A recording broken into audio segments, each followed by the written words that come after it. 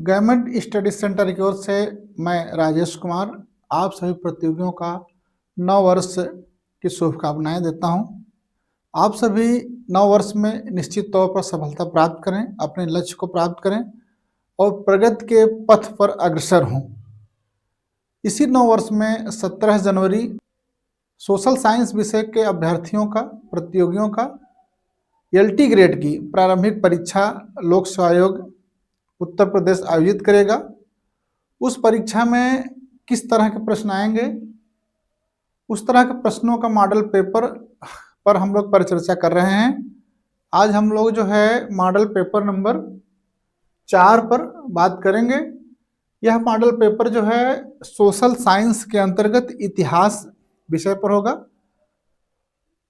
और यह model paper जो है यूपीएससी के 2018 के जो LT ग्रेड की परीक्षा हुई थी उसके पैटर्न पर आधारित है।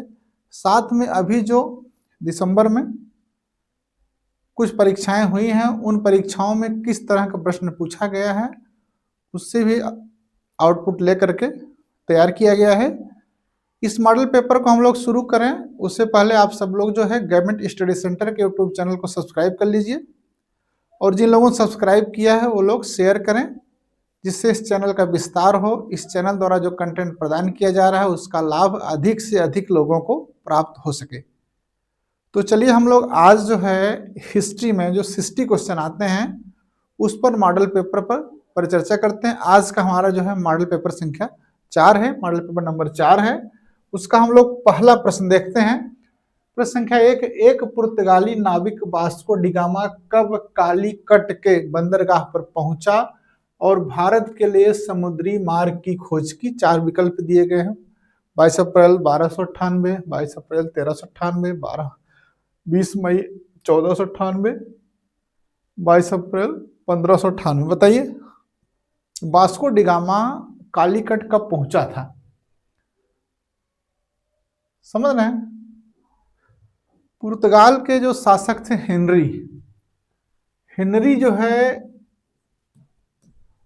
इतने प्रसिद्ध थे यात्राओं के लिए, उनका उपनाम पड़ गया Henry the navigator. Henry the navigator उनका नाम ही पड़ गया था, हेनरी द नेविगेटर। इन्हीं के जो है राजदूत समझिए या प्रतिनिधि समझिए, इनके रूप में प्रतिनिधि,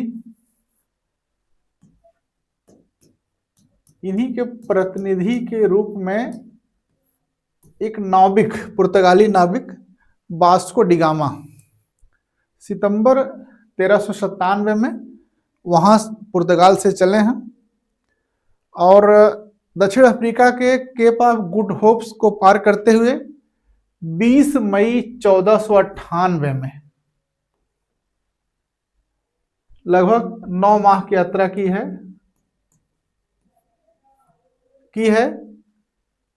1498 में कालीकट के पहुंचे जहां के राजा जमोरिन थे। उन्होंने उनका स्वागत किया। तो ये समझ में आया कि कब पहुंचे थे, 20 मई 1498 में।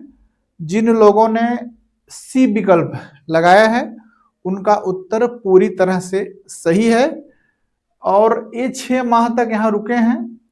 और एक चीज और जानिए कि इनको जो है, इनके जब आ रहे थे तो पथ प्रदर्शक एक बार प्रश्न पूछता कई बार, तो अब्दुल मजीद थे, एक गुजराती थे, इन्होंने इनको रास्ता दिखाया, अब्दुल मजीद थे। और ये 6 महीने तक रुके हैं। रुकने के बाद जब वापस गए हैं तो यहाँ से जो सामग्री ले गए थे पुर्तगाल, वहां उन्होंने बेचा। यात्रा व्यय को काटने के बाद उन्हें 60 गुना लाभ मिला, 60 टाइम लाभ मिला। इसके बाद से यूरोप से समुद्री मार्ग से भारत का व्यापार प्रारंभ हुआ। इसलिए कहा जाता है कि नए समुद्री मार्ग की खोज की वास्को डिगामा ने किया। और कब आए थे? 22 मई 1498। क्लियर? चलिए, फर्रुखशियर के 1717 ईस्वी के फरमान द्वारा अंग्रेजी कंपनी को कौन सी सुविधा नहीं प्राप्त हुई? जैसे नहीं आए वैसे क्या करना है आपको, अंडरलाइन कर देना है। अब इसमें से कौन सी सुविधा नहीं प्रदान किया था, इसको आप लोग देख लीजिए। 1717 में जो है फर्रुखशियर के दरबार में जॉन शुरमन के नेतृत्व में एक दल आया था। इस दल में सम्मिलित हैमिल्टन, एक सर्जन सम्मिलित थे, सर्जन। आप लोग अपना अपना विकल्प चूज कर लीजिए। हैमिल्टन, इन्होंने फर्रुखशियर का उपचार किया और एक असाध्य रोग ठीक किया। उससे प्रसन्न होने के बाद फर्रुखशियर ने जो सुविधाएं दी उसको कहते हैं फर्रुखशियर का फरमान, 1717 का फरमान। अब पूछ रहा है इस फरमान में कौन सी सुविधा नहीं थी? बंगाल में 3000 रुपये वार्षिक, सूरत में 10,000 रुपये वार्षिक के बदले अंग्रेजों को कर मुक्त व्यापार का अधिकार दिया गया, दस्तक जारी करने का अधिकार, पास जारी करने का अधिकार दिया गया, कलकत्ता के निकट 38 गांव खरीदने का अधिकार दिया गया। साथ में एक अधिकार यह भी दिया गया कि बंबई के टकसाल से अंग्रेज जो सिक्का जारी करते हैं संपूर्ण मुगल राज्य में उसको मान्य किया गया, संपूर्ण राज्य में उसको मान्य किया गया मुगल सिक्के को। और ये तीनों सही हो गए। इस तरह का अधिकार अन्यत्र देने का आश्वासन, ऐसा कुछ कोई आश्वासन नहीं था फर्रुखशियर के। इस ऑप्शन डी कितने लोगों ने लगाया है? जितने लोगों ने ऑप्शन डी लगाया है उनकी तैयारी बहुत बेहतर है, अच्छी है। और इसी पर एक प्रश्न पूछता है जिसको इसके लाभों को देख करके एक इतिहासकार है ऑर्म, इसको कहते हैं कंपनी का मैग्ना कार्टा, महाअधिकार पत्र। ठीक, यहां से भी प्रश्न पूछेगा कंपनी का मैग्ना कार्टा किसको कहते हैं? तो किसको कहते हैं? 1717 के फर्रुखशियर के फरमान को कंपनी का मैग्ना कार्टा कहा जाता है। आइए क्वेश्चन नंबर 3 है, सूची फर्स्ट को सूची सेकंड से सुमेलित कीजिए, नीचे दिए कूट का प्रयोग कर सही उत्तर। आंग्ल मैसूर युद्ध दिया गया है, प्रथम द्वितीय तृतीय चतुर्थ, और तत्कालीन गवर्नर कौन थे ये पूछा गया है। तो प्रथम आंग्ल मैसूर युद्ध कब हुआ था? 1667 से 69। द्वितीय कब हुआ था? 1680 से 84 ना, 80 से 84 मंगलोर की संधि होती है, 1784 में मंगलोर की संधि होती है। और तृतीय हुआ था 1790 से 92 ना, 92 में श्रीरंगपट्टनम संधि होती है। और चौथा होता है 1799 में।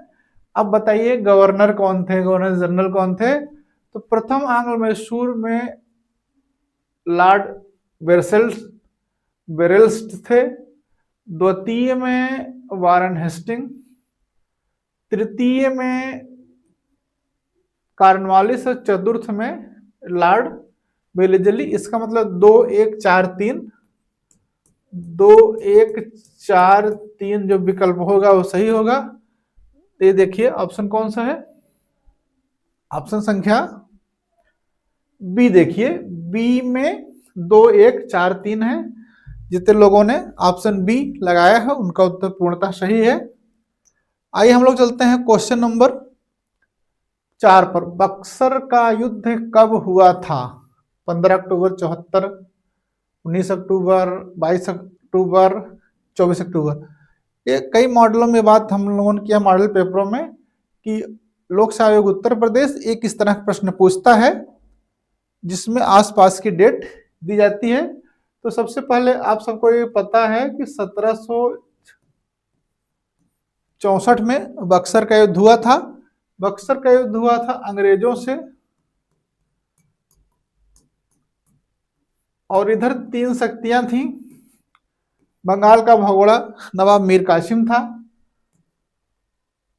मुगल सम्राट शाह आलम द्वितीय, अवध का नवाब शुजाउद्दौला। मीर कासिम, अहमद शाह आलम द्वितीय और अवध का नवाब शुजाउद्दौला था। और अंग्रेजों की सेना का नेतृत्व हेक्टर मुनरो कर रहा था। कौन कर रहा था? Hector Munro. इन्हीं सब का जो है बक्सर में युद्ध हुआ था 1764 में। इसी युद्ध के बाद 1765 में इलाहाबाद की दोनों संधियां होती हैं, जो 12 अगस्त और 16 अगस्त को होती हैं। और यह जो 1764 का बक्सर का युद्ध हुआ था 22 अक्टूबर 1764 में। Option C very correct option है। समझ में आया? क्वेश्चन नंबर 5 है, भारत के अनेक व्यक्तियों में से किन भारतीयों ने 1870 से 1905 के दौरान भारत पर ब्रिटिश राज्य का ज्वलंत आर्थिक विश्लेषण किया? वह कौन थे? नौरोजी, राणा डे, आरसी दत्त, तिलक नेहरू, राणा डे गोखले, आरसी दत्त, नौरोजी तैयब जी गोखले। बताइए। राणा नौरोजी को तो लेना ही है, इसलिए देखिए इस विकल्प में नौरोजी नहीं है, हटा दीजिए। इस विकल्प में नौरोजी नहीं है, हटा दीजिए। ठीक है। और इसके बाद आरसी दत्त की एक पुस्तक है इकोनॉमिक हिस्ट्री ऑफ इंडिया। इको पूछा गया आपकी परीक्षाओं में, इकोनॉमिक हिस्ट्री ऑफ इंडिया, आर्थिक इतिहास पर लिखी गई पहली पुस्तक इसको माना जाता है। और राणा डे ने भी आर्थिक पक्ष पर बहुत बल दिया, विश्लेषण पर। और नौरोजी की पुस्तक आपको पता होनी चाहिए, poverty and un British rule in India. तो इसका मतलब हुआ कि ऑप्शन इसमें ए जो है सही होगा, क्योंकि इसमें राणा डे भी हैं, आरसी दत्त भी हैं ना। आरसी दत्त आईसीएस अधिकारी थे, रिटायर्ड आईसीएस अधिकारी थे। इन्होंने जो है विश्लेषण किया था अंग्रेजों की नीतियों का, आर्थिक पक्ष का। आइए क्वेश्चन नंबर 6 पर देखिए। 1833 के चार्टर्ड एक्ट के विषय में निम्नलिखित कथनों में से कौन सा से कथन सही है? बताइए। इस एक्ट द्वारा भारत में दास प्रथा को विधि विरुद्ध घोषित किया गया तथा 1843 के नियम 5 में उसका उन्मूलन कर दिया गया। इस एक्ट की धारा 87 के तहत कंपनी के अधीन सरकारी पदों के चयन में किसी व्यक्ति को धर्म, जन्म स्थान, मूल वंश, रंग के आधार पर अयोग्य न ठहराए जाने को बंद किया गया। मतलब है कि नौकरी कंपनी में योग्यता के आधार पर मिलेगी। लब्बुलवाबे है पूरे इस कथन का। तो 1833 के एक्ट में क्या ये दो बातें हैं कि नहीं है? जितने लोग मान रहे हैं और कितने लोग मान रहे हैं कि नहीं है? और जितने लोग मान रहे हैं वो करेक्ट हैं, ऑप्शन सी सही है। जितने लोग मान रहे हैं कि नहीं है वो फिर से रिवीजन करें, अभी समय है। समझ रहे हैं? इसमें और प्रमुख ये रहा कि जो बंगाल का गवर्नर जनरल था उसको भारत का गवर्नर जनरल बना दिया गया। एक महत्वपूर्ण 1833 एक्ट से एक प्रश्न पूछता है, और एक प्रश्न पूछता है कि कंपनी का एकाधिकार 1813 के अधिनियम द्वारा कंपनी का एकाधिकार समाप्त किया गया था, लेकिन चीन के साथ व्यापार और चाय के साथ व्यापार पर अभी भी कंपनी का एकाधिकार था। लेकिन 1833 के एक्ट के द्वारा जो है संपूर्ण एकाधिकार को समाप्त कर दिया गया। मतलब चाय और चीन के साथ भी व्यापार करने के लिए ब्रिटेन की पूरी जनता को स्वतंत्रता दे दी गई। कोई भी बाधा सामने नहीं लाई गई। समझ गए? 1833 एक्ट का ये महत्वपूर्ण है, प्रश्न भी है, पूछता भी है परीक्षा में। शिक्षा का अधोमुखी निस्यंदन सिद्धांत, इनफिल्ट्रेशन थ्योरी का प्रतिपादक एवं प्रवर्तक किसे माना जाता है? 4 विकल्प हैं, Macaulay Warren Hasting, Macaulay Lord Auckland, Lord Macaulay Charles Metcalfe, ST Prinsep, HS Wilson. बताइए। जब शिक्षा पर भारत की शिक्षा किस तरह से हो, वो पाश्चात्य हो कि आंग्ल हो, स्वरूप क्या हो, भाषा क्या हो, उन सब के लिए सामान्य शिक्षा सीमित बनी और सामान्य शिक्षा समिति बनी। और उसके बाद फिर जो है मैकाले का मिन्यूट आया, मैकाले का स्मरण पत्र आया और फिर उसके द्वारा इन्फिल्ट्रेशन थ्योरी को लाया गया कि शिक्षा जो है ऊपर से नीचे की ओर जाएगी फिल्टर होकर के। उसका जो प्रतिपादन मैकाले ने किया था और किसने प्रवर्तन किया, किसके समय लागू हुई, ये जानना जरूरी है। इसलिए देखिए 3 विकल्प में मैकाले हैं, बताइए कौन सा होगा उत्तर सही इसका। Option B. कितने लोगों ने लगाया है? जितने लोगों ने लगाया है उन सबका सही होगा ऑकलैंड, मैकाले एवं ऑकलैंड। सूची फर्स्ट को सेकंड से सुमेलित कीजिए, नीचे दिए गए कूट का प्रयोग कर सही उत्तर का चयन कीजिए। ये लेखक हैं, पुस्तक है, और ये लेखक पुस्तक जो है 1857 के विद्रोह पर है। तो इसको समझा जाए, इसको समझना है। John Kaye, JB Malleson, Edward J Thompson, Sir George MacMunn, समझ गए। तो आइए देखते हैं। जॉन केई की पुस्तक है ए हिस्ट्री ऑफ द सिपाही वार इन इंडिया, और जेबी मालसन का है चौथा इंडियन म्यूटिनी इन 1857, समझ में आया।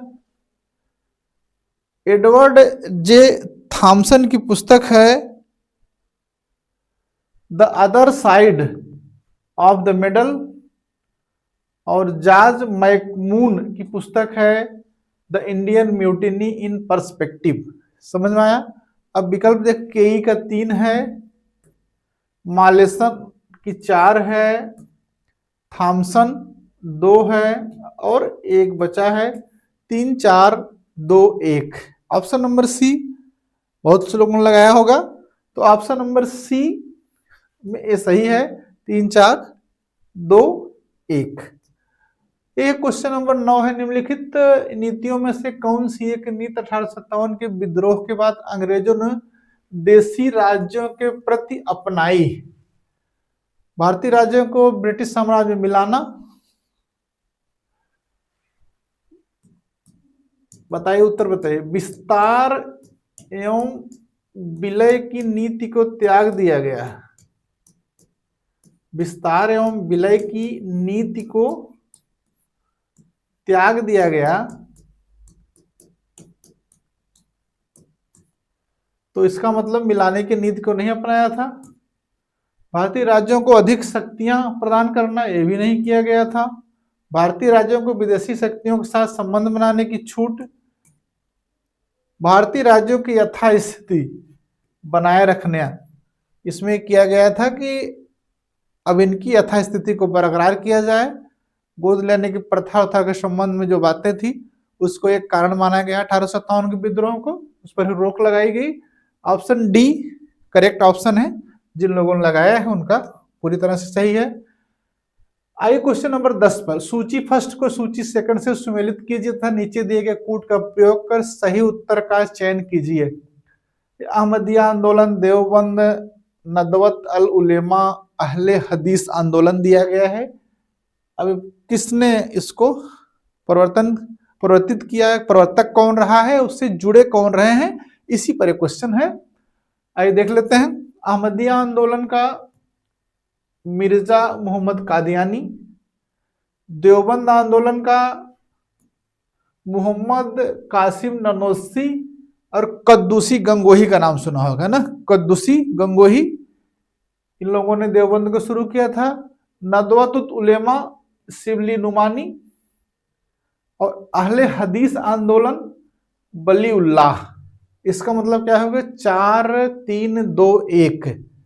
कोई है इसमें? देखिए है, सी वाला है, 4 3 2 1। तो सी वाला जिन लोगों ने लगाया है उनका उत्तर सही है। आगे क्वेश्चन नंबर 11, निम्नलिखित कथनों में से कौन सा कथन राजा राममोहन राय के विषय में असत्य है? ना सही नहीं है, बताइए। देख लीजिए चारों पहले, चारों देख लीजिए, देख लिया, बात करें आगे। चलिए, उन्होंने उपनिषदों का अनुवाद संस्कृत बांग्ला में किया, सही है। उन्होंने फारसी में ईश्वर परक निबंध भी लिखा ना, गिफ्ट ऑफ मोनोथिस्ट, एक ईश्वरवादियों को उपहार, यही बात हो रही है इसमें। भारत की आजादी प्राप्त के लिए उन्होंने संवैधानिक आंदोलन को एक तरीके के रूप में समर्थन दिया। संवैधानिक मामलों से सुधार के वो पक्षधर थे, इसीलिए जहां जहां पर संवैधानिक सुधार हुआ वहां वो जो है उन सब की प्रशंसा करते हैं। उनका दाह संस्कार कलकत्ता में किया गया कहते हैं, बताइए सही है गलत है? ये जो है उत्तर मुगल में आपने अकबर द्वितीय का नाम सुना होगा। अकबर द्वितीय, अकबर द्वितीय के बारे में है कि राजा राममोहन राय को राजा की उपाधि, आपकी परीक्षा में पूछता है कि राजा की उपाधि इनको किसने दिया, तो कौन होगा? अकबर द्वितीय। इन्हीं के पेंशन के मामले को लेकर के, पेंशन के मामले को लेकर के कहाँ गए थे? इंग्लैंड गए थे। वहीं 1833 ईस्वी में ब्रिस्टल में, ब्रिस्टल कहाँ है? इंग्लैंड में है। ब्रिस्टल में मस्तिष्क ज्वर के कारण इनकी मृत्यु हुई और वहीं पर इनका अंतिम संस्कार किया गया है। इसलिए यह तथ्य गलत है कि उनका दाह संस्कार कलकत्ता में किया गया। डी ऑप्शन करेक्ट ऑप्शन है। आइए क्वेश्चन नंबर 12, नीचे दिए गए दो वक्तव्य दिए गए हैं, एक को कथन ए, दूसरे को कारण आर कहा गया है। कथन क्या है कि उदारवादी वास्तव में विश्वास रखते थे कि भारत के स्वशासन का एक संवैधानिक मार्ग था। ये विश्वास करते थे कि संवैधानिक मार्ग से भारत में स्वशासन लाया जा सकता था। उदारवादी, जिसमें दादा भाई नौरोजी थे, गोखले थे, और इन लोगों ने प्रयास भी किया। इनकी ब्रिटिश न्यायप्रियता के प्रति दृढ़ आस्था थी। ये संवैधानिक मार्ग में चलते थे और मानते भी थे कि ब्रिटिश न्यायप्रिय हैं। अगर वो न्यायप्रिय हैं तो संवैधानिक ढंग से उनको स्वशासन प्रदान करेंगे। इसका मतलब ये सही है, ये भी सही है, और इसकी सही व्याख्या भी है। समझ रहे हैं? दोनों सही भी है, व्याख्या भी है। तो ऑप्शन ए देखिए क्या है, ए तथा बी दोनों सही है, आर ए की सही व्याख्या है। भारतीय राष्ट्रीय आंदोलन से संबंधित विभिन्न घटनाओं को उनके सही कालक्रम में लगाने के लिए घटनाओं को नीचे दिए गए कूटों का उपयोग करें। देखिए, दिल्ली के लेजिस्लेटिव असेंबली हॉल में बम फेंकने की घटना। बम फेंका गया था 1929 में। किसने फेंका था? भगत सिंह व बाटकेश्वर दत्त ने। भगत सिंह व बाटकेश्वर दत्त ने बम फेंका था। यहाँ बम फेंकने का उद्देश्य था बहरों कानों को आवाज सुनाना। पर्चा भी फेंका गया था। ये कब हुआ था? अप्रैल 1929 में। उसके बाद लाहौर षड्यंत्र के अंतर्गत जब जेल में रखा गया भगत सिंह और उनके साथियों को, तो वही जतिन दास थे और इन लोगों ने राजनीतिक कैदियों की तरह व्यवहार करने के लिए अनशन किया। और जतिन दास ने 64 दिन तक, 24 साल के थे उस समय, और 64 दिन तक अनशन किया। उसके बाद सितंबर जो है 1929 में इनकी शहादत हुई, शहीद हो गए। उसके बाद जो है 1930 में भगत सिंह को सजा सुनाई गई और 23 मार्च 1931 को उनको फांसी दी गई। 23 मार्च 1931 को क्या किया गया? उनको फांसी दिया गया। उसके बाद भारतीय राष्ट्रीय कांग्रेस का कराची अधिवेशन हुआ था। एक कराची अधिवेशन हुआ था 29 से 31 मार्च 1931। ये घटनाएं देख रहे हैं बहुत पास पास की है। इस घटना को देखिए इस तरह से आप समझ सकते हैं कि भगत सिंह के फांसी के बाद जब कराची अधिवेशन में गांधी जी जा रहे थे तो 9 युवकों ने इनको काला झंडा दिखाया था और इन पर आरोप लगाया था जब गांधी अरविंद समझौता हो रहा था तो उसमें आपको भगत सिंह को बचा लेना चाहिए था। इस पर गांधी जी का विरोध हुआ था, तब समझ में भगत सिंह की फांसी, उसके बाद कराची अधिवेशन कांग्रेस का। तो अब देखिए सबसे पहले अप्रैल में, सितंबर में, मार्च में, फिर मार्च में 23 मार्च, 29, 30 मार्च, 31 मार्च, तो 1, 2, 3, 4 इसमें सही हो जाता है। जिन लोगों ने ऑप्शन ए लगाया है 1, 2, 3, 4 उनका उत्तर पूर्णतः सही है। आइए प्रश्न नंबर 14, भारतीय राष्ट्रीय कांग्रेस के निम्नलिखित अधिवेशनों में से किस अधिवेशन में मोहनदास करमचंद गांधी ने सर्वप्रथम भाग लिया था? बताइए। कलकत्ता अधिवेशन 1901, बनारस 5, सूरत 7, लखनऊ 8। हम लोग जानते क्या हैं कि 1924 में गांधी जी ने बेलगांव अधिवेशन की अध्यक्षता की थी ना, ये पता है हम लोगों को। और उस बीच में जब वो अफ्रीका गए थे तो 1901 के अधिवेशन में भी वो आकर सम्मिलित हुए थे।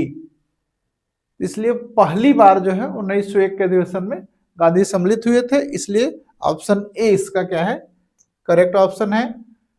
चंपारण सत्याग्रह के विषय में निम्नलिखित कथनों में से कौन सा कथन है, कौन से कथन सही हैं, बताएं। पहला, महात्मा गांधी ने भारत में सत्याग्रह का अपना पहला प्रयोग 1917 में बिहार के चंपारण जिले के नील की खेती करने वाले किसानों के हित संवर्धन के लिए किया ना। यहाँ 3 गठिया पद्धति थी ना, 3/20 भाग में नील की खेती करनी होती थी, ये सही है। राजकुमार शुक्ला ने जो है इनको लखनऊ से में किसान सभा के अधिवेशन में गांधी जी आए थे तो वहां से इनको नेतृत्व करने के लिए मनाया था। चंपारण सत्याग्रह में सफल नेतृत्व के कारण सुभाष चंद्र बोस ने महात्मा गांधी को महात्मा की उपाधि प्रदान की। बताइए, पहला सही है, दूसरा क्या है? महात्मा की उपाधि महात्मा गांधी को मिली थी, दिया किसने था? इसमें देखिए उत्तर क्या होगा, ऑप्शन ए सही होगा। कौन सा ऑप्शन? ऑप्शन ए सही होगा। कैसे सही होगा समझिए। सुभाष चंद्र बोस ने महात्मा गांधी को राष्ट्रपिता का दिया था, राष्ट्रपिता का की उपाधि दी। रंगून से उन्होंने रेडियो से टेलीकास्ट कर कहा था राष्ट्रपिता। और इनको गांधी जी को महात्मा की उपाधि कुछ पुस्तकों में मिलता है गुरुदेव रविन्द्रनाथ टैगोर, और कुछ लोग मानते हैं कि राजवैद्य जीवराम कालिदास ने गांधी जी को महात्मा की उपाधि प्रदान की। ये 2 बातें हैं। कुछ में लगता है कि जीवराम कालिदास ने प्रदान की, तो कुछ में क्या लगता है, कुछ जगहों पर लिखा हुआ है रविन्द्रनाथ टैगोर। इस बात को ज्यादातर जो है इतिहासकार मानते हैं कि रविन्द्रनाथ टैगोर ने इनको दिया था महात्मा को उपाधि। सुभाष चंद्र बोस ने राष्ट्रपिता कहा था, इसलिए दूसरा वाला जो कथन है वो गलत है। आइए सूची फर्स्ट को सेकंड से सुमेलित कीजिए तथा नीचे दिए गए कूट का प्रयोग कर सही उत्तर का चयन कीजिए। क्या दिया गया है? निम्न पुरा पाषाण, मध्य पुरा उच्च। नीचे दिया गया है उपकरण। देखिए पाषाण काल में एक से दूसरे का विभाजन का एक महत्वपूर्ण आधार उनके द्वारा प्रयोग किए जाने वाले उपकरण हैं, औजार हैं। तो किस काल में कौन से औजार की प्राथमिकता रही है उनको देखा जाए।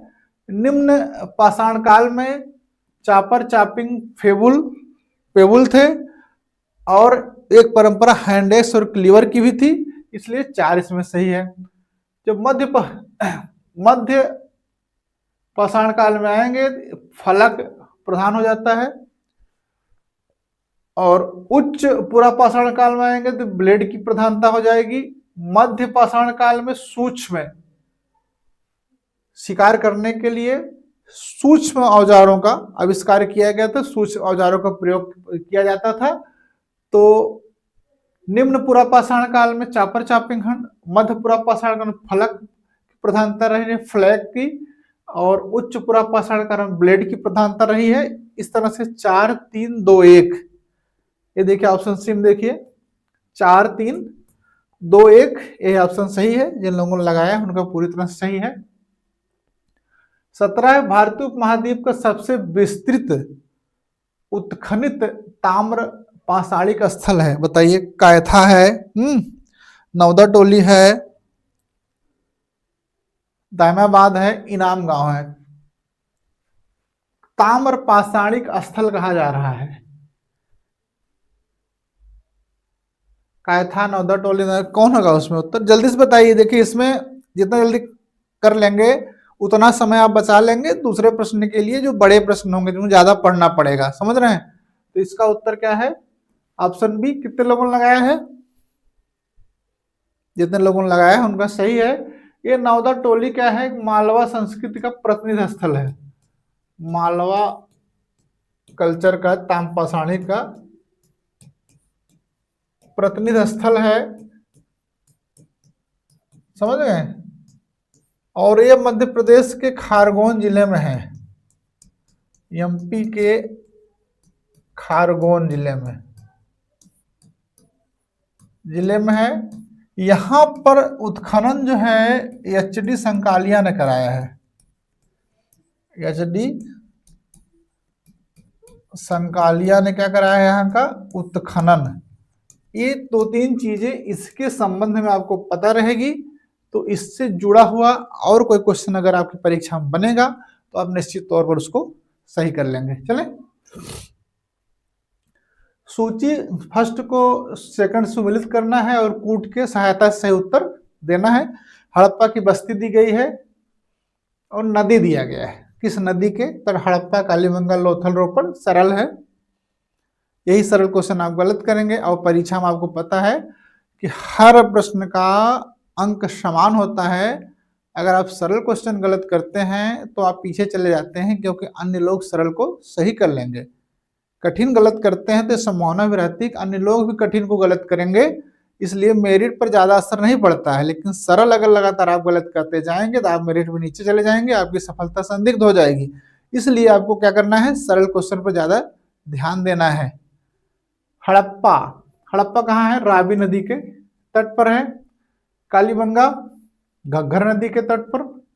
लोथल भोगवा नदी के तट पर, जो अपनी गोदीबाड़ा के लिए प्रसिद्ध है ना, गोदीबाड़ा के लिए प्रसिद्ध है। कालीबंगा जूते खेत के लिए ना,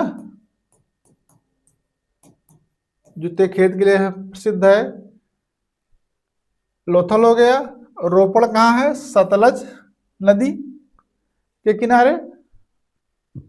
तो आइए, हड़प्पा 3, कालीबंगा 2, लोथल 1 4, 3 2 1 4। 3 2 1 4 कोई है विकल्प? ये देखिए सी वाला, देखिए 3 2 1 4 है ना। चलिए क्वेश्चन नंबर 19 है, सिंधु घाटी सभ्यता के संदर्भ में निम्नलिखित कथनों में से कौन सा सही है, कौन से सही है? यह प्रमुखतः लौकिक सभ्यता थी तथा उसमें धार्मिक तत्व यद्यप उपस्थित था, वर्चस्वशाली नहीं था। उस काल में भारत में कपास से वस्त्र बनाए जाते हैं, बताइए इसमें। चलिए एक एक पर विचार कर लेते हैं। यह प्रमुखता लौकिक सभ्यता थी जिसमें धार्मिक तत्व उपस्थित था। इसमें आप देखिए सभ्यता के लौकिक तत्व दिखाई पड़ते हैं, नगर, कस्बा, दुर्ग, नगर नियोजन ना, ये सब दिखता है। और धार्मिक तत्व भी थे, माता देवी की पूजा, पशुपति की पूजा, ये सब थे, लेकिन वर्चस्व नहीं था, ये बात सही है। इस काल में भारत में कपास से वस्त्र बनाए जाते थे। कपास की खेती का प्राचीनतम साक्ष्य जो है मिलता है सिंधु काल में, इसलिए दोनों सही हैं। जिन लोगों ने लगाया है ऑप्शन सी, उनका पूरी तरह से सही उत्तर है। वेद त्रयी के अंतर्गत सम्मिलित है। वेद त्रयी किसको कहते हैं बताएं? विकल्प देख लीजिए। 4 वेद होते हैं, ऋग्वेद, यजुर्वेद, सामवेद और अथर्ववेद। होते हैं। और वेद त्रयी किसको माना जाता है? एक वेद को निकालना होता है। किसको निकालते हैं? अथर्ववेद को। इसमें देखिए बी वाला ऑप्शन देखिए, ऋग्वेद, यजुर्वेद, सामवेद ना, यही है। तो ये उत्तर इसका सही है। 21 है, निम्नलिखित में से कौन सा कथन सत्य नहीं है? सत्य नहीं जब करे तो अंडरलाइन करें। ऋग्वेद में 33 देवों का उल्लेख है। कितने? 33 कह रहे हैं। 4 आश्रमों का सबसे पहले उल्लेख जाबलोपनिषद में मिलता है। ऋग्वेद में कुरु भरत कबीले के विरुद्ध युद्ध करने वाले कबीलों में से एक था। 4 वर्ण ऋग्वेद के 10वें मंडल। देखिए जो दिए गए हैं ना, इसमें जो सही हैं वो कहीं न कहीं प्रश्न है। हाँ, इसलिए आप इसको जो है हल करने के साथ साथ अगर आपको नहीं याद है तो चीजें याद भी कर लीजिएगा, समझ रहे हैं। ऋग्वेद में 33 देवों का उल्लेख है, सही है। 4 भागों में बांटा गया है उनको, 3 भागों में बांटा गया है ना, पृथ्वी के देवता, धूस्थान के देवता।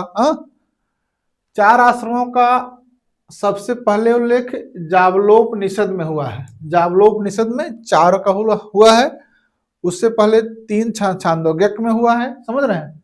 ऋग्वेद में कुरु भरत कबीले के, ऋग्वेद में 10 राग युद्ध ना, 10 राग युद्ध के बारे में सुना होगा। 10 राग युद्ध ये हुआ था परुष्णी। पूछा जाता किस नदी के तट पर हुआ था? परुष्णी नदी के तट पर हुआ था। इसमें जो है भरत जन के राजा थे सुदास, उनका 10 राजाओं से हुआ था, जिसमें जाति और 10 राजाओं से हुआ था। जाति और जनजाति थे। उन जनजातियों में एक पुरु थे, कुरु नहीं, पुरु, पुरु थे। उनका जैसे ये अनु, यद, द्रुहा, पुर, तुर्वस, ये जातियां थी, जनजातियां थी। अनिल, पक्त, सिबी, विषाणन, ये सब थी। तो इनका हुआ था। और 4 वर्ण ऋग्वेद के 10वें मंडल में पुरुष सूक्त में मिलते हैं, ये भी सही है। तो यही गलत है, ऑप्शन सी। समझ में आया? ऑप्शन सी इसमें क्या है? गलत है। चले आगे। जैन धार्मिक ग्रंथ अंगों का संकलन सर्वप्रथम किस संगीत के अंतर्गत किया गया? वल्लभी, पाटलिपुत्र, वैशाली, मथुरा। देखिए 2 संगीतियां हैं ना। पहली है पाटलिपुत्र में हुई थी, जिसकी अध्यक्षता स्थूलभद्र ने किया था। इसी में अंगों का संकलन हुआ है। अंग का 12 अंग हैं जैन साहित्य में। कितने अंग हैं? 12 अंग हैं, इसलिए ऑप्शन बी इसका सही है। और इसी पाटलिपुत्र में जो हुई थी पहली, जैन धर्म 2 संप्रदाय में बंटा था, श्वेतांबर और दिगंबर। समझ में आया? और दूसरी जो संगीति हुई थी वल्लभी में हुई थी, देवर्धिगण क्षमा श्रवण के नेतृत्व में। इसमें जो है आगमों का पूरी तरह से संकलन किया गया। अंग की बात हो रही है, आगमों का हुआ है वल्लभी में। क्वेश्चन नंबर 23 है, मथुरा के पास मोरा अभिलेख किससे संबंधित है? वैष्णव धर्म, शैव धर्म, बौद्ध धर्म, जैन धर्म। बताइए। पहली शताब्दी ईस्वी का।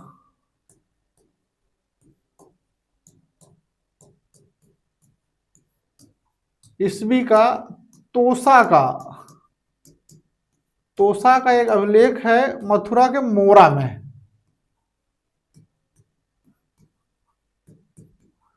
मोरा में, जिसमें वह वृष्ट वीरों की पूजा करती है। वृष्ट वीर किसमें है? वासुदेव से संबंधित है। वृष्ट वीरों की पूजा करती है। वृष्ट वीर किससे संबंधित है? वासुदेव से संबंधित है, वृष्ट वीरों की पूजा करती है। तो ये वैष्णव धर्म से संबंधित हो गई। और यह जो है अभिलेख है, ये शक शासक राजबुल से संबंधित है। राजबुल से संबंधित है। और एक किसका है? मोरा का अभिलेख वैष्णव धर्म संबंधित है, विष्णु की पूजा से संबंधित है। ऑप्शन ए जितने लोगों ने लगाया है उन सब का निश्चित तौर पर सही है। चलिए आगे। क्वेश्चन नंबर 24, परिहारों यानी राजकीय मांगों और दावों से छूटों का उल्लेख इनमें से किसमें किया गया? अशोक के सारनाथ, समुद्र इलाहाबाद, गौतम प्रसाद कर्णी का अभिलेख, रुद्रामन का अभिलेख। इसमें राजकीय दावों और छूटों, आर्थिक मामले का उल्लेख किसमें किया गया है? इसी अभिलेख में कहा गया है कि रेशम बुनकरों की कई श्रेणियां हैं, वो 2-2 हजार का जो है करसापण का अच्छे निवी 1% ब्याज पर रखती हैं। ये सब कहा गया है गौतम प्रसाद कर्णी के नासिक अभिलेख में। गौतमी पुत्र सातकर्णी के नासिक अभिलेख में इस तरह की बातें दर्ज हैं, समझ रहे हैं? इसलिए इसका उत्तर क्या होगा? ऑप्शन सी होगा। जिन लोगों ने ऑप्शन सी लगाया है उनका उत्तर पूरी तरह से सही है। क्वेश्चन नंबर 25 है, मेगास्थनीज का मूल ग्रंथ लुप्त हो गया और उससे विवरणों की जानकारी हमें कुछ परवर्ती इन्होंने लेखकों द्वारा दिए गए उद्धरणों से मिलती है, यथा एरियन, डायोडोरस, जस्टिन, प्लूटार्क, स्टेब्रो। मेगास्थनीज की जो पुस्तक है इंडिका, वो हूबहू हमको नहीं मिलती है, अपितु जब कुछ लेखक, ये सब लेखक हैं, वो लिखते हैं कि ऐसा मेगास्थनीज ने इंडिका में कहा है, तो उन उद्धरणों का संकलन करके एक किताब इंडिका बनाई गई है। तो पूछ रहा है कि किन लेखकों का है? 1 और 3 कह रहा है कि एरियन और जस्टिन का है, 1, 2, 4 कह रहा है एरियन, डायोडोरस और प्लूटार्क का है, कि 3, 4, 5 जस्टिन, प्लूटार्क और स्टेब्रो, और अंतिम विकल्प कह रहा है कि पांचों का है। तो ये उत्तर पूर्णतः सही है कि पांचों का है। ऑप्शन डी जिसने लगाया है उनका उत्तर पूरी तरह से सही है। क्वेश्चन नंबर 26 है, महाराष्ट्र में नाहपान के काल में सुवर्ण और करसापण के बीच का विनिमय दर क्या थी? करसापण चांदी का होता था, तो ये पूछ रहा है सोने और चांदी के बीच की जो विनिमय दर थी वह नाहपान के समय कितनी थी ना, जिनका जोगल थंबी से वो मिला है। तो यह ऑप्शन डी, 1:35, 1:35 का अनुपात था इनके समय में। क्वेश्चन नंबर 27 है, अरसास के द्वितीय अधिकरण में अध्यक्षों के विषय में निम्नलिखित कथनों में से कौन सा से सही है? बताएं। एक सीताध्यक्ष के बारे में दिया गया है, दूसरा लक्षणाध्यक्ष के बारे में दिया गया है। सीतादत्त राजकीय कृषि विभाग का अध्यक्ष था, इसके अधीन राजकीय भूमि से प्राप्त आय की व्यवस्था थी ना। राजकीय भूमि को क्या सीता कहा जाता था। लक्षणाध्यक्ष छापे खाने विभाग का अध्यक्ष था, वह मुद्रा जारी करने वाला प्रमुख अधिकारी था, सही है ना। और यहीं पर एक सौवर्णिक होता था जो टकसाल की देखभाल करता था। यहीं पर एक रूप दर्शक होता था जो मुद्रा का विशेषज्ञ होता था ना, मुद्रा की जांच करता था। ये प्रश्न पूछे गए हैं। इसका मतलब क्या हुआ? ये दोनों आप फर्स्ट और सेकंड दोनों सही हैं, इसलिए इसमें कौन सा सही हो जाएगा? ऑप्शन सी यहां लगाइए और अपने जो है आंसर शीट के गोले में भर लीजिए। गुप्तकालीन प्रशासनिक अधिकारी हैं, उनका दायित्व क्या है? ये दिया गया, दंडपाशिक, महाप्रतिहार, महाक्षपटलिक, महाबालिधिकृत। बताइए। दंडपाशिक पुलिस व्यवस्था, महाप्रतिहार राजप्रसाद सुरक्षा, महाक्षपटलिक भू राजस्व अधिकारी, महाबलाधिकृत सेना अध्यक्ष। इसमें देखिए क्या हो गया, 4, 2, 3, 1, 4, 2, 3, 1। ऑप्शन डी में देखिए 4, 2, 3, 1 इसमें दिया गया है, उत्तर इसका सही है। 29 निम्नलिखित में से किस मुगल अभिलेख में चंद्रगुप्त द्वितीय राजर्षि के रूप में वर्णित है? बताइए। चंद्रगुप्त द्वितीय उदयगिरी गुहा लेख, द्वितीय का मथुरा प्रस्तर अभिलेख, प्रभावती गुप्ता का ताम्रपत्र। बताइए इसमें क्या होगा? उदयगिरी से दो अभिलेख मिले हैं, एक वीरसेन का है, वीरसेन, और एक सनकानिक महाराज का है, सनकानिक महाराज का।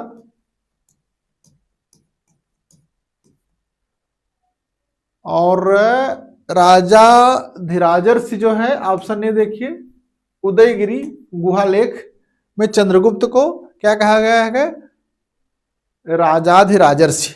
समझ गए। क्वेश्चन नंबर 30 है, चोल शासक राजराज प्रथम के विषय में निम्नलिखित कथनों में कौन सा सही है। कौन है? फर्स्ट है, उसने श्री विजय के शैलेंद्र शासक श्री मार्ग विजयोत्तुंग वर्मन को नेगापट्टनम में बौद्ध विहार के निर्माण की अनुमति दी। उसने हेम गर्भ व तुलाभार नामक यज्ञों का संपादन किया। बताएं, उत्तर दीजिए। उसने श्री विजय के शैलेंद्र शासक को अनुमति दी थी और हेम गर्भ व तुलाभार नामक यज्ञ का संपादन परांतक प्रथम ने किया था। परांतक प्रथम वही हैं जिनके उत्तर मेरुर अभिलेख से ना चोलों के ग्रामीण प्रशासन की स्वायत्त ग्रामीण प्रशासन की जानकारी मिलती है, वही है परांतक प्रथम। उन्होंने ही हेम गर्भ व तुलाभार नामक यज्ञों का संपादन किया था। अब कौन सा सही हो जाएगा इसमें? इसमें ऑप्शन ए सही हो जाएगा और सब गलत हो जाएंगे। समझ गए। आइए क्वेश्चन नंबर 31 है, चोल प्रशासन में पाडिकावल से क्या तात्पर्य? पुराना क्वेश्चन है, उसका उत्तर आपको पता होना चाहिए। दूसरा क्या है कि आपको जो है टीजीटी और पीजीटी में जो पुराने प्रश्न पूछे गए हैं उन सब का सही प्रैक्टिस आपको करनी है। तो इसके लिए आपको बहुत कुछ नहीं करना है। गवर्नमेंट स्टडी सेंटर में 2 प्लेलिस्ट पड़ी है, एक पीजीटी प्रवक्ता, दूसरा टीजीटी। आप उन पर जाइएगा प्लेलिस्ट पर और आपको जो है 2000 से लेकर के अभी तक पीजीटी और टीजीटी में जितने पेपर हुए हैं उन सब प्रश्नों के सही, सम्यक, सटीक और प्रमाणिक उत्तर उसमें मिलेंगे। और उत्तरों की व्याख्या के साथ में यह भी इंगित किया गया है, यह भी बताया गया है कि नए प्रश्न वहां पर और क्या बन सकते हैं, उनके बारे में भी विस्तार से चर्चा की गई है। तो आप लोग निश्चित तौर पर जाकर के दोनों पीजीटी और टीजीटी के प्रश्नों का हल देखिएगा, उससे आपको बहुत अधिक लाभ होगा। वहां से ही आपके जो है इसमें एलटी ग्रेड में 70% का प्रश्न वहीं से आ जाएंगे। उन व्याख्या को आप देखिएगा तो वहीं से आपके समझ में आ जाएगा। समझ रहे हैं? चलिए, पाडिकावल से तात्पर्य क्या है? पाडिकावल क्या है? ग्राम की सुरक्षा के लिए दिए जाने वाला एक कर था, चौकीदारी कर था। ऑप्शन सी इसका सही है। 32 है, निम्नलिखित कथनों में से कौन सा सही है? बताइए। मंसूरा सिंध में अरबों की राजधानी थी। अरबों ने प्रतिहारों के आक्रमण से स्वयं को रखने हेतु अल महफूजा नामक नगर बसाया। बताइए। सरल क्वेश्चन है, उसको तो आपको तुरंत बता देना चाहिए। सिंध, मंसूरा जो है सिंध में अरबों की राजधानी थी, सही है। और अपने को प्रतिहारों से बचाने के लिए अल महफूजा नगर बसाया भी था, इसलिए दोनों इसमें सही है। ज्यादा समय मत लगाइए, आगे बढ़िए ताकि अगले प्रश्न के लिए आपके पास ज्यादा समय रहे। 33 से निम्नलिखित में से किस हिंदुशाही शासक ने स्वयं द्वारा प्रज्वलित चिता में कूद कर आत्महत्या कर ली? बताइए। महमूद गजनवी से पराजित हुआ, उसके बाद महमूद गजनवी ने क्या किया कि उसके परिवार के सगे संबंधियों को बंदी बना लिया। फिर बाद में जो है उन सबको छुड़ाने के लिए हिंदुशाही राजा को पैसा देना पड़ा, धन देना पड़ा। उससे बहुत अपमानित हुआ। अपमानित होने के कारण उसने अग्नि में कूद करके आत्महत्या कर ली। वो जयपाल थे ना। Option A. पुराना क्वेश्चन है, इस तरह क्वेश्चन आपके परीक्षा में मिलेंगे। निम्नलिखित में से किसने ऐसे सिक्के जारी करने के आदेश दिए जिन पर हिंदू देवी की आकृति हो?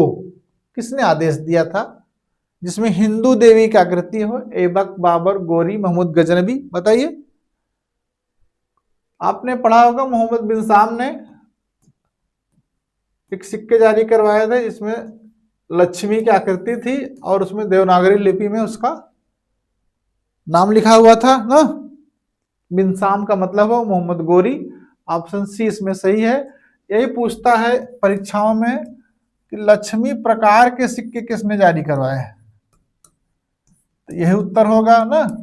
आपकी परीक्षा में पूछता है कि किसने जो है सिक्के जारी करवाए जिसमें लक्ष्मी की आकृति बनी हुई है। तो लब्बुल वाबे है कि क्वेश्चन सेम है, इसको इधर उधर कहकर गजनवी वाले में पूछता है तो अव्यक्त में एक अवतारम लिखा होता है। मोहम्मद गजनवी का भी क्वेश्चन आपकी परीक्षा में आता है।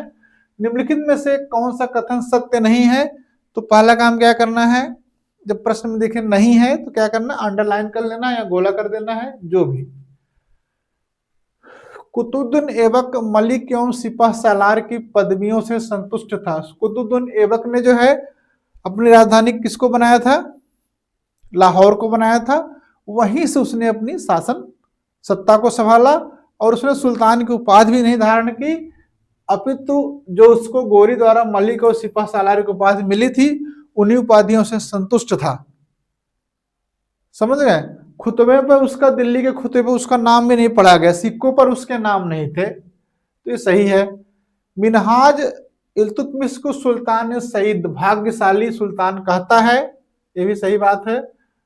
इल्तुतमिश दिल्ली का पहला सुल्तान था जिसने दोआब के आर्थिक महत्व को समझा।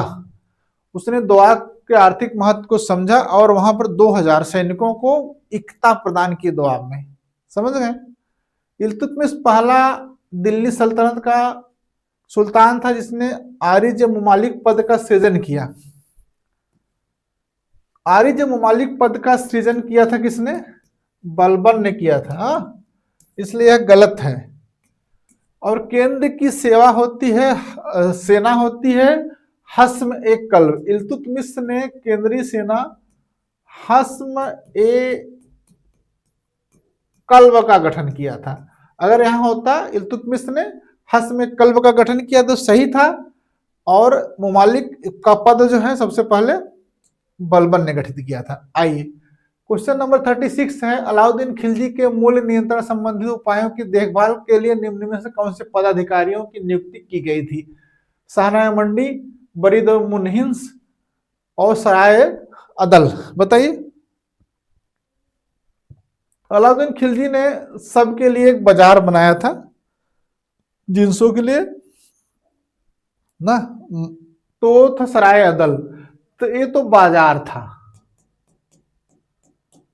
और बाजारों के जो मुखिया थे शाहना मंडी थे, और गुप्तचरों को भेजता था सामान के लिए। तो मूल्य नियंत्रण में जो पदाधिकारी नियुक्त किए गए थे वो शाहना मंडी थे, बरीद मुनहिन थे, और सराय अदल क्या था, बाजार था। इसलिए ऑप्शन कौन सा सही होगा। देखिए सरल क्वेश्चन है, ऐसा कुछ नहीं इस क्वेश्चन में कि आप गलत करें, इसको समझ रहे हैं। क्वेश्चन नंबर 37 है, सिकंदर लोदी के संबंध में निम्नलिखित कथनों में से कहा है। सिकंदर लोदी के संबंध 2 कथन दिए गए हैं और ये जो है आपको उत्तर देना है। क्वेश्चन नंबर 37 का, राजस्थान के शासकों पर अपने अधिकार को सुरक्षित रखने और व्यापारिक मार्गों पर नियंत्रण रखने के उद्देश्य से 1504 में आगरा की स्थापना की और 1600 में 1506 में उसको अपनी राजधानी बनाया। सही है गलत। ये सही है कि सिकंदर लोदी ने 1504 में आगरा की स्थापना की। उसके स्थापना का उद्देश्य था कि राजस्थान पर हम नियंत्रण रखेंगे, व्यापारिक मार्गों को सुरक्षित रखेंगे। और एक बहुत महत्वपूर्ण बात है, वह गुलरुखी नाम से कविताएं लिखता तथा शहनाई सुनने का शौकीन था। यह आपकी बात परीक्षा में पूछा गया, पीजीटी में पूछा गया है कि गुलरुखी नाम से कविता कौन लिखता था। अभी अगली बार पूछ लेगा, जैसे औरंगजेब के बारे में पूछता नहीं कि बीड़ा वादन का कौन शौकीन था। अकबर के बारे में पूछता है कि नक्कारा को बजाने कौन शौकीन था ना। और शहनाई सुनने का शौकीन सिकंदर लोदी था। इसलिए इसमें दोनों सही, ऑप्शन सी है। 1 और 2 फर्स्ट और सेकंड दोनों करेक्ट हैं। अब आइए बाबर के युद्धों को कालक्रम से व्यवस्थित कीजिए, नीचे दिए गए कूट का प्रयोग कर सही उत्तर का चयन कीजिए। पानीपत, चंदेरी, घाघरा ना। तो सबसे पहले पानीपत का ही है युद्ध। कब हुआ था? 1526 में पानीपत का प्रथम युद्ध हुआ था इब्राहिम लोदी से, जिसमें हार गया था। फिर आइए खानवा का युद्ध हुआ था 1527 में राणा सागा से ना, जिसमें उसने जो है युद्ध के बाद जिहाद का ऐलान किया था। युद्ध के बाद उसने तमगा कर खत्म किया था, गाजी की उपाधि धारण की थी। उसके बाद चंदेरी का युद्ध हुआ था 1528 में। फिर घाघरा का युद्ध हुआ था 1529 में। समझ गए? अब आप मिला लीजिए 1 4 1 4 2 3, 1 4 2 3 तो पहले में ही है। तो ऑप्शन ए क्या है इसका? करेक्ट ऑप्शन कौन सा है? ऑप्शन ए ही करेक्ट उसका ऑप्शन है। चलिए, कथन कारण है मुगल कालीन वास्तुकला शाहजहां के शासन काल में अपने चरमोत्कर्ष पर पहुंची। दिल्ली की जामा मस्जिद तथा लाहौर का शालीमार बाग और दिल्ली का लाल किला शाहजहां के शासन काल में बनवाया गया। बताइए, वास्तुकला का चरमोत्कर्ष किसके समय था? शाहजहां के समय। और चित्रकला का चरमोत्कर्ष किसके समय था? बताएं आप लोग। चित्रकला का चरमोत्कर्ष जहांगीर के समय ना। दिल्ली की जामा मस्जिद ये सब बना था, और दोनों सही हैं, दोनों व्याख्या भी हैं। चरमोत्कर्ष है तभी तो ये सब निर्माण हुआ है, इसलिए ऑप्शन ए है। ए तथा आर दोनों सही है, आर ए की सही व्याख्या है। समझ में आया? आगे आइए, क्वेश्चन नंबर 40, निम्नलिखित में से कौन एक उलेमा जौनपुर का काजी था जिसने अकबर के विरुद्ध फतवा निर्गत किया था? बताइए, मुल्ला यजदी थे, मुल्ला नबी थे, मुल्ला सुल्तानी थे, मुल्ला मुबारक, किसने किया था? अकबर ने जब दीन इलाही धारण किया और धर्मनिरपेक्षता की बातें करना प्रारंभ किया, तब जो है उलेमा ने कहा कि वो इस्लाम से विरत हो गया है, इस्लाम विरोधी हो गया है, अतः उसके विरुद्ध जो है फतवा जारी किया जाए। वह थे, बताएं बताएं कौन था? हाँ, मुल्ला मोहम्मद यजदी, ऑप्शन ए है। समझ में? जौनपुर के थे। क्वेश्चन नंबर 41 है, निम्न कौन सा सही सुमेलित नहीं है? नहीं मिले तो क्या करना है आपको? यही तो बात हुई थी। शासक हैं और उनके समय में कौन से विदेशी यात्री आए थे, देख लिया जाए। देवराय प्रथम के समय निकोलो कोंटी आया था कि नहीं? इटावली निवासी है। भी कहीं पूछता है कि कहाँ का निवासी था, तो यहां से आप देख लीजिए कहाँ का था। इटली का था, इटली में वेनिस का था, आए थे। देवराय द्वितीय के समय कौन आया था? अब्दुल रज्जाक फारस का था। यह फारस का दूत, फारस के जो शाहरुख थे, शाहरुख का दूत बन के कालीकट के जमोरिन के पास आया था। और देवराय द्वितीय के समय विजयनगर साम्राज्य में आया था। कहाँ का था? फारस का। कृष्णदेव राय डोमिगो पायस, ये पुर्तगाली था कृष्णदेव राय के समय। अच्युत देव राय के समय नहीं आया था। यह आया था जब विजयनगर को पतन हो गया, उसके बाद 1567 में सीजर फ्रेडरिक। और सीजर फ्रेडरिक के बारे में चीजें जानिएगा। सीजर फ्रेडरिक जो है शिवाजी के राजारोहण के समय उपस्थित था। सीजर फ्रेडरिक जो है, हाँ, शिवाजी के राजारोहण के प्रश्न बनता है कि कौन सा अंग्रेज था जो शिवाजी के राजारोहण के संबंध समय था, तो सीजर फ्रेडरिक था। अजित देव राय के समय नहीं था, तो यही इसमें जो है आपको टिक करना है। समझ गए? आइए क्वेश्चन नंबर 42 चलते हैं। विजयनगर और बहमनी राज्यों के संघर्ष का मुख्य कारण था? क्या कारण था विजयनगर और बहमनी के बीच संघर्ष का? कृष्णा नदी थी, कृष्णा और तुंगभद्रा का जो बीच का जो दोआब था, तुंगभद्रा के बीच का जो दोआब था वो अत्यधिक उपजाऊ था। इसी दोआब पर नियंत्रण के लिए बहमनी और विजयनगर में लंबा संघर्ष चला। इसी दोआब को रायचूर दोआब कहते हैं। क्या कहते हैं? रायचूर दोआब। इसलिए विजयनगर और बहमनी में संघर्ष का मुख्य कारण क्या था? रायचूर दोआब की समस्या थी। ऑप्शन सी इसका सही है। समझ गए? आप आइए, क्वेश्चन नंबर जो है 43 है। सूची फर्स्ट को जो है क्या करना है? सूची सेकंड से सुमेलित करना है और नीचे दिए गए कूट का प्रयोग का सही उत्तर। शिवाजी के शासन विभाग अष्टप्रधान आपने सुना है। अब इसमें ये देखना है कि ये जो विभाग दिए गए हैं इनके लिए अष्टप्रधान में अध्यक्ष कौन कौन थे। राज परिवार एवं दरबारी मामलों का विभाग ये कौन देखता था? मंत्री देखते थे ना। विदेशी मामले, विदेश मंत्री कौन होता था? विदेशी मामलों में विदेश मंत्री कौन होता था? सुमंत होते थे। पत्र व्यवहार सचिव देखते थे। और वित्त विभाग अमात्य के पास था। वित्त विभाग किसके पास था? अमात्य के पास था। तो इसका मतलब 2 3 4 1 ना। 2 3 4 1 इसमें सही होगा। तो 2 3 4 1 देखिए ऑप्शन सी में है। इसलिए ऑप्शन सी क्या है? इसका सही उत्तर है। आगे एक कथन कारण है, इसको देखिए।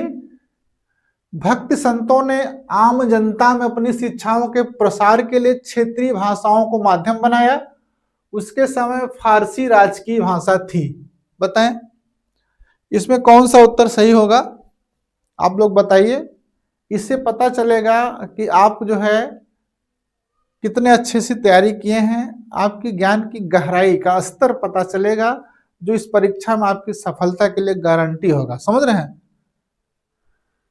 भक्ति संतों ने आम जनता में अपनी शिक्षाओं का प्रसार क्षेत्रीय भाषाओं में किया ना। अवधी में हुआ ना, मराठा महाराष्ट्री में हुआ, उधर राजस्थानी में हुआ ना हुआ। तो इन लोगों ने, हमारे यहाँ कबीरदास थे ना, तुलसीदास थे, इन सब लोगों ने भक्ति आंदोलन में वहां की स्थानीय भाषा का प्रयोग किया। सही है। दूसरा, उसके समय में फारसी राज की भाषा थी। ये जो भक्ति आंदोलन हमारे कब चला है? सल्तनत काल और मुगल काल के दौरान, और उस समय फारसी भाषा थी। तो दोनों सही हैं, लेकिन व्याख्या नहीं करते हैं क्योंकि इसका कारण ये नहीं है। समझ गए? किंतु सही व्याख्या नहीं है, इसलिए कौन सा उत्तर होगा इसका? बी वाला उत्तर। देखिए ए और बी दोनों सही है, किंतु आर ए की सही व्याख्या नहीं है। आइए, निम्नलिखित इमारतों के निर्माण को कालक्रम से व्यवस्थित कीजिए और नीचे दिए गए कूट का प्रयोग कर सही उत्तर का चयन कीजिए।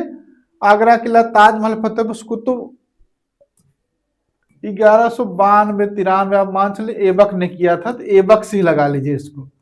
ठीक है। आगरा का किला अकबर, आइए दूर दूर से देखते हैं। ताजमहल शाहजहां, फतेहपुर सीकरी अकबर ना। अब देखिए, अब अकबर के 2 आ गए। अब इसमें आपको देखना है कि आगरा किला पहले बना, पहले फतेहपुर सीकरी का निर्माण हुआ ना। तो अकबर का किला 1565 में पहले बना था, उसके बाद जो है फतेहपुर सीकरी का निर्माण हुआ। और जब गुजरात विजय ना के समय इसका नाम भी फतेहपुर सीकरी रखा गया है। इसलिए सबसे पहले कुतुबुद्दीन ऐबक ने कुतुब मीनार बनाई। ठीक, उसके बाद आगरा का किला बना अकबर ने, फिर फतेहपुर सीकरी, फिर ताजमहल 1627-28 में। 2 4 1 3 2 4 1 3 2 देखिए ऑप्शन डी में मौजूद है। आगे आइए, 46 से शेख नूरुद्दीन ने स्थापना की थी। कश्मीर में सूफी कृषि सिलसिला, अजमेर में सूफी चिश्ती सिलसिला, बिहार में सूफी फिरदौसी, मुल्तान में। बताइए सही उत्तर क्या होगा? सही उत्तर इसमें ए होगा, ऑप्शन ए। कश्मीर में जो ऋषि सिलसिला शुरू हुआ था, ऋषि सिलसिला शेख नूरुद्दीन ने इनकी स्थापना की थी, समझ रहे हैं। चिश्ती सिलसिला संस्थापक आप जानते हैं अजमेर में ना, निजामुद्दीन ओ कौन है, ख्वाजा पिया मोइनुद्दीन चिश्ती ना, फिरदौसिया हो गया, सुहरावर्दी हो गया। आइए अगले क्वेश्चन पर। क्वेश्चन नंबर 47 है, शेर शाह द्वारा भू राजस्व के अतिरिक्त जनहित के उपयोग के अतिरिक्त कर का प्रतिशत कुल भू राजस्व का कितना था। चलो भू राजस्व तो आप 1/3 से 1/6 के बीच लेते थे। इसके बाद जनता के कल्याण के लिए, जनता के कल्याण के लिए अतिरिक्त कर भी लेते थे, जनहित के लिए। वो कितना था बता, कितना था जो शेरशाह अतिरिक्त लेते थे।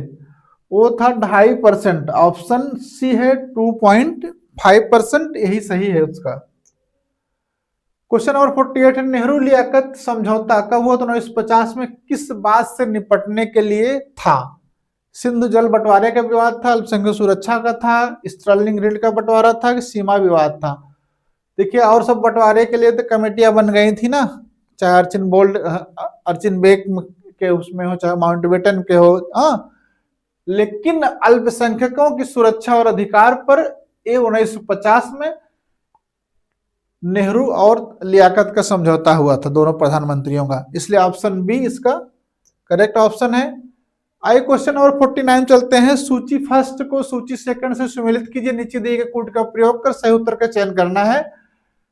ये दिए गए हैं, गवर्नर जनरल दिए गए हैं, गवर्नर दिए जाएंगे, फिर बंगाल का कौन कौन से काम है। विलियम बेंटिंक ने क्या किया था, सती प्रथा का ना 1829 में नियम 17 के तहत ना सती प्रथा को अवैध घोषित किया गया था। सबसे पहले इसको बंगाल में लागू किया गया था, फिर 1830 में अन्य 2 प्रेसिडेंसी थी, कौन कौन सी थी, मुंबई और मद्रास, इनमें भी लागू किया गया। कोई शक नहीं होना चाहिए आपको।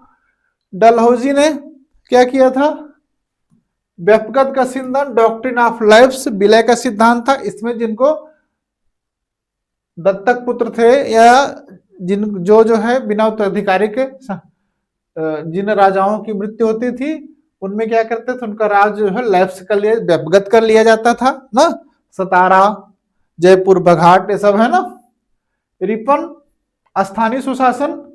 रिपन को 2 महत्वपूर्ण चीजों के लिए, एक भारत में स्थानीय स्वशासन का जनक माना जाता है, दूसरा जब जो 1878 में लिटन ने वर्नाकुलर प्रेस एक्ट लाया था तो 1882 में रिपन ने इसको समाप्त किया था, और लॉर्ड कर्जन 1905 में बंगाल विभाजन। तो आइए उत्तर देख लेते हैं, क्या है 3-4-2-1, 3-4-2-1 है, 3-4-2-1 है, ऑप्शन सी यही करेक्ट ऑप्शन है इसमें। आगे चले, क्वेश्चन नंबर 50 है, 1913 ईस्वी में Hindi association of the Pacific coast of America के अध्यक्ष कौन थे। ये क्या है, यही है गदर, क्या है, गदर पार्टी। और इसके जो है अध्यक्ष थे कौन, हरदयाल। स्थापना हरदयाल ने की थी, लेकिन अध्यक्ष कौन थे, ऑप्शन ए सोहन सिंह भाकना, इसी ने गदर नामक पत्रिका भी जारी की थी। 51 है, क्या माउंटबेटन योजना का हिस्सा नहीं था। इसमें से बताना है कि कौन सी ऐसी चीज है जिसमें, कौन से ऐसे कथन है जो माउंटबेटन योजना में नहीं थे। इसने भारतीय राज्यों को अपना भविष्य चुनने का अधिकार दिया था, सही है। इसने भारत का विभाजन का सुझाव दिया था, हाँ, और क्या प्लान बाल्कन है। वह भारत के विभाजन के तिथि के बारे में सुस्पष्ट नहीं था, उसे कांग्रेस मुस्लिम लीग स्वीकार किया। सुस्पष्ट नहीं थे बात गलत है, ये तो तय हुआ था ना 15 अगस्त 1947 को विभाजन हो जाएगा ना। सरल प्रश्न है, इसमें आप लोगों को तेजी से करके आगे निकल जाना है, ताकि कठिन क्वेश्चनों पर ज्यादा ब्रेन स्टॉर्मिंग कर सकें, ज्यादा से ज्यादा सोच सकें। निम्नलिखित में से किसने पहली बार व्याख्या की थी कि पृथ्वी के अपनी धुरी पर घूमने के कारण प्रतिदिन सूर्योदय एवं सूर्यास्त होता है। पृथ्वी प्रतिदिन अपने धुरी पर घूमती है, इस कारण से सूर्योदय और सूर्यास्त होता है। यह बात किसने कही थी? आर्यभट्ट, भास्कर, ब्रह्मगुप्त, बराहमिहिर। बताइए, यह बात कही थी ऑप्शन ए आर्यभट्ट ने। इनकी प्रसिद्ध पुस्तक है आर्यभट्टीयम, बृहत जातक और लघु जातक भी इनकी पुस्तक है। बृहत जातक और लघु जातक भी इनकी पुस्तकें हैं। गुप्तकालीन विभूति हैं। क्वेश्चन नंबर आइए 53 है। सूची फर्स्ट को सेकंड सम्मिलित कीजिए, नीचे दिए कूट का प्रयोग कर सही उत्तर का चयन कीजिए। गंधार कला, जूनागढ़ अभिलेख, मिलिंद पढ़ो, तक्षशिला। बताएं, गंधार कला और मथुरा कला एक कुषाण के समय में ना, कुषाण काल में जूनागढ़ का, गिरनार में जूनागढ़ का अभिलेख मिला है। रुद्रदामन का संस्कृत का पहला अभिलेख माना जाता है। मिलिंद पन्हों की पहचान मीनांडर से की गई है। तक्षशिला लेख पतिक का है, समझ रहे हैं? तो 3 4 2 1 3 4 2 1 3 4 2 1 है। 3 4 2 1 ऑप्शन सी। जिन लोगों ने लगाया है इस प्रश्न के लिए उनका उत्तर पूरी तरह से सही है। निम्न में से कौन सा सुमेलित नहीं है? आइए नहीं पर आ जाइए। अभिलेख है शासक, किस शासक का कौन सा अभिलेख है यह दिया गया है। नासिक अभिलेख गौतम पुत्र सातकर्णी का है। हाथी गुम्फा अभिलेख न खारवेल का है, बिना तिथि का। भीतरी अभिलेख पुलकेशिन द्वितीय का नहीं है, किसका है? गुप्त शासक स्कंद गुप्त का है। इसी में जो है हूणों और पुष्य मित्र जातियों के आक्रमण के बारे में जानकारी मिलती है। उदयगिरी अभिलेख से तो हूणों की मिलती है, इससे दोनों की जानकारी मिलती है। गिरनार का जूनागढ़ अभिलेख की बात अभी हो रही थी, ये सही है। तो इसका मतलब भीतरी अभिलेख। समझ गए? आइए क्वेश्चन नंबर 55 है। निम्नलिखित कथनों पर विचार कीजिए। तीर्थयात्री फाह्यान ने कनिष्क द्वारा आयोजित की गई चतुर्थ महाबौद्ध परिषद में भाग लिया। चीनी तीर्थयात्री ह्वेनसांग हर्ष से मिला और उसे बौद्ध धर्म का विरोधी पाया। बताइए कौन सा इसमें आप लोग मारेंगे, कौन सा सही मानेंगे?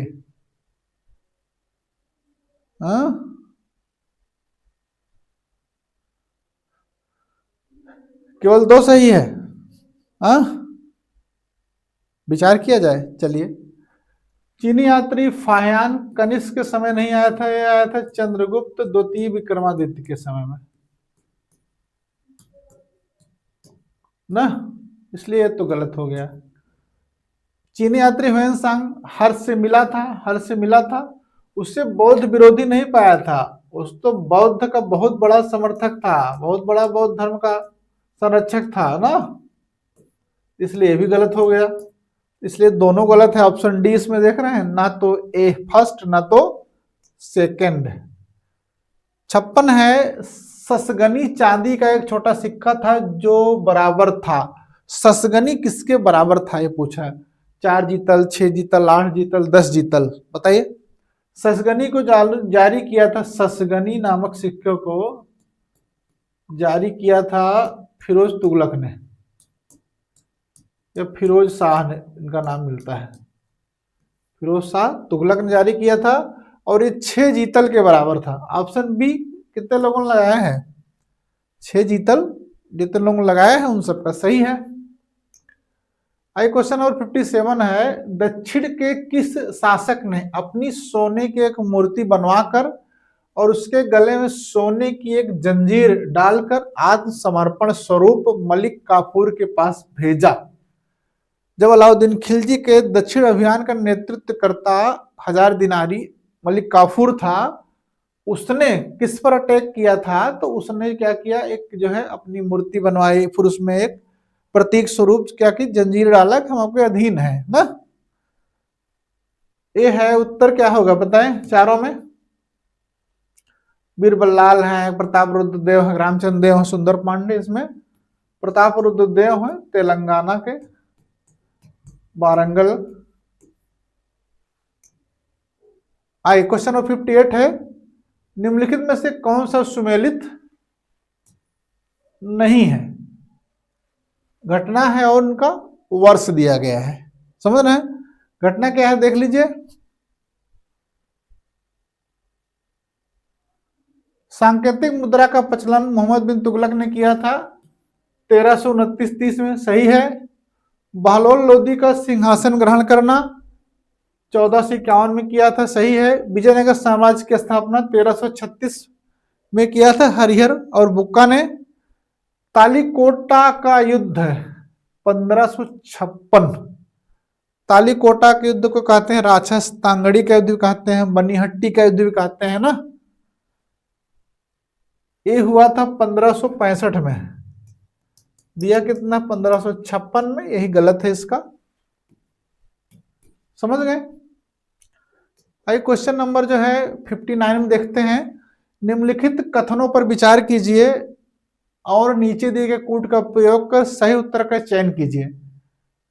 तज़किरातुल वाक़ियात का लेखक जौहर आफ्ताबची हुमायूं का रसोइया था,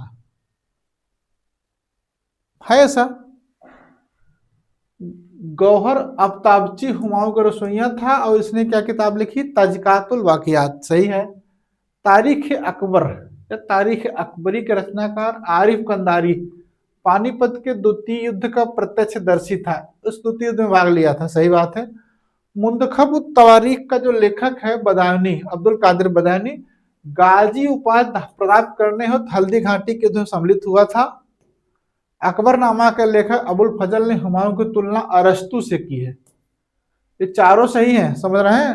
अकबरनामा के अबुल फजल ने हुमायूं की तुलना अरस्तु से की। अगर प्रश्न पूछे किसकी तुलना अरस्तु से की गई है तो गलत मत करिएगा, 1 2 3 4 ऑप्शन डी इसमें सही है। क्वेश्चन है, सृष्टि अकबर और जहांगीर के दौर का सर्वश्रेष्ठ पक्षी विशेषज्ञ चित्रकार था। मंसूर नक्काश, अबुल हसन, फारूक बेग, मोहम्मद नादिर। बताइए। पक्षी विशेषज्ञ मंसूर था, मंसूर नक्काश जिसको कहते हैं मंसूर था, जिसको जहांगीर ने नादिर उल अस्र की उपाधि दी थी, नादिर उल अस्र की उपाधि दी थी। और अबुल हसन सर्वप्रिय चित्रकार था जहांगीर का, नादिर उल जमा इसको उपाधि मिली थी। क्या मिली थी, नादिर उल जमा। जहांगीर का काल आपको पता होगा, चित्रकला का जो है चरमोत्कर्ष का काल था, ये भी परीक्षा में पूछा जा सकता है। इस तरह से हम लोगों ने क्या किया, आज का इतिहास का जो है मॉडल पेपर खत्म किया। अब आप लोग करिएगा क्या कि इस पर अपना फीडबैक लाइक और कमेंट के माध्यम से दीजिएगा। अगर व्हाट्सएप के माध्यम से भी देना चाहते हैं तो मेरा व्हाट्सएप नंबर है 92 78 38 95 19। इस पर डायरेक्ट आप व्हाट्सएप करके अपना फीडबैक दे सकते हैं। और आपकी परीक्षा जो नज़दीक है उस परीक्षा में आपकी गवर्नमेंट स्टडी सेंटर, खासकर मुझसे राजेश सर से आपकी क्या उम्मीद है उसके बारे में आप बात कर सकते हैं, लिख सकते हैं। आप लोगों ने जो है पूरे क्लास में मॉडल पेपर सॉल्व करने में पूरी तन्मयता दिखाई। आप सबको बहुत बहुत धन्यवाद।